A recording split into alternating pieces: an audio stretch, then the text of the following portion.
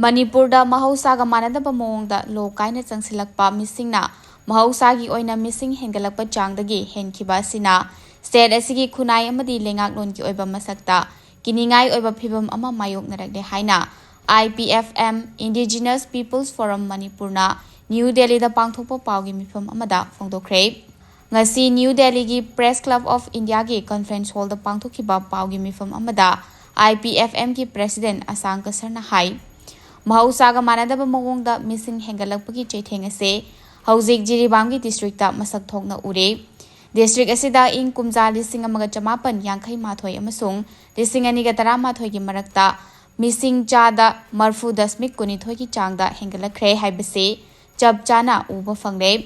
mahakna haikhe state asida yamna angakpa amadi pukning changadaba atopa hiram amade Manipur gi chingi district kharada ing kumja 1958 dagi ing kumja 2010 fawbada mahausaga manadaba mawongda khul masing khangan hengalakpa asine Manipurna India da tinkraba matungda state asina haukiba chahi 30 rom asida